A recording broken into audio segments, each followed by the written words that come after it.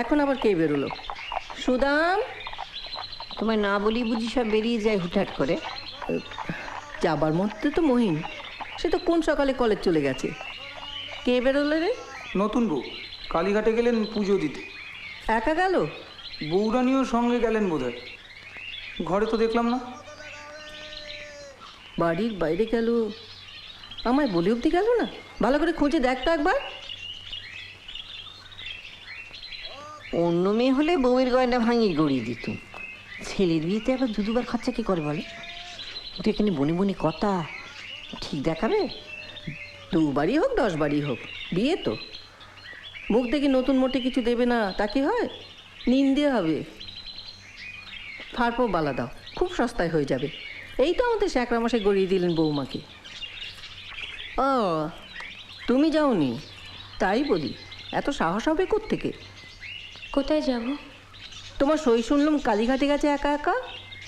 হ্যাঁ, আজ ওর স্বামীর মৃত্যুতিথি, তাই পুজো দিতে গেল। তা আমাদের মুখ ফুটে একবার জিজ্ঞাসা করলে কি খেতিটা হতো, আমরাও নয় গিয়ে মায়ের দর্শন করে আসতাম। এখনো গায়ে গতি লাগলো না তোমার বউয়ের? অথচ বলো, দুধটা ঘিটা কিছুই তো বাদ নেই, লোকে বলবো শাশুড়ি খেত দেয় না। শোনো, তোমার ফারপো বালাটা দেখাও তো খুড়িমাকে, নকশাটা দেখতে চাইছে। কই, কি হলো? খুইয়েছে বুঝি?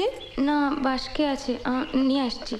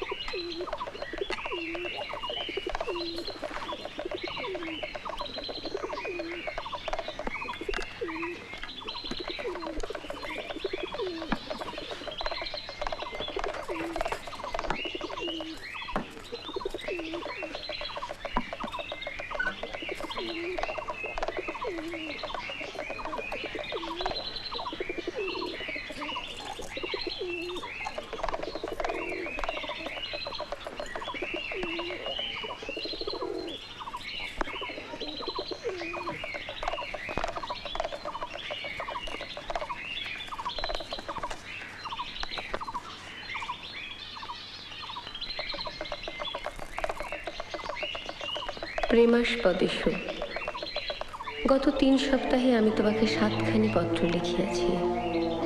এই গণনা অভ্রান্ত, কারণ পত্র সকল আমার নিকটে গচ্ছিত আছে। বিবাহ সভায় বধূ যখন তাহার সকল অনুভূতি একত্রিত করিয়া বরমাল্য অর্পণ করে, তখন সে কেবলমাত্র বিবাহের আচারই পালন করে না, পুষ্পমাল্যখানি তাহার অন্তরের সৌরভে বিকশিত করিয়া দৈত্যের নিকট পাঠায়। কোনো যুক্তিবাদী পাত্র যদি মালাবদন অনুষ্ঠান শেষে কণ্ঠ হইতে মাল্যখানি খুলিয়া ফেলেন, তাহাতে বিবাহের সামাজিক পর্বগুলিতে কোনো ব্যাঘাত ঘটে না, কেবল কন্যার অন্তরের অর্ঘ্যখানি অচরিতার্থতায় ম্লান হইয়া যায়। তুমি তোমার সমাজ, এক্ষেত্রে তোমার স্ত্রীর ভয়ে শঙ্কিত হইয়া আমার কোনো পত্রই নিজের কাছে রাখো নাই, পাঠান্তে আমাকে ফিরাইয়া দিয়াছ। যে সম্পদ একান্তই তোমার, মহেন্দ্র কণ্ঠেই যাহার যথার্থ শোভা, তাহার স্থান হইল কিনা এই অন্ধকার অলঙ্কার কুঠুরিতে? আর আমিই বা কেন যক্ষিণীর মতো আমারই অনুভূতির বিশুষ্ক মৃতদেহগুলিকে অহর্নিশে পাহারা দিতেছি? অনুভূতি বলো আর পত্রই বলো, আমি তাহাদের রচয়িত্রী, তাহাদেরই অপমান আমার সহ্য হয় না। যেই দিন আমার লেখা চিঠি তুমি সাহসে গৌরবে নিজ অধিকারে গ্রহণ করিবে, সেই দিন হইতে তোমার জন্য পুনরায় লিপিমাল্য রচনা করিব। ততদিন না হয় তোমার অসহায়তা, আশঙ্কা ও সংকোচ হইতে তোমাকে মুক্তি দিলাম। ইতি তোমার অনুরাগিনী বিনোদিনী।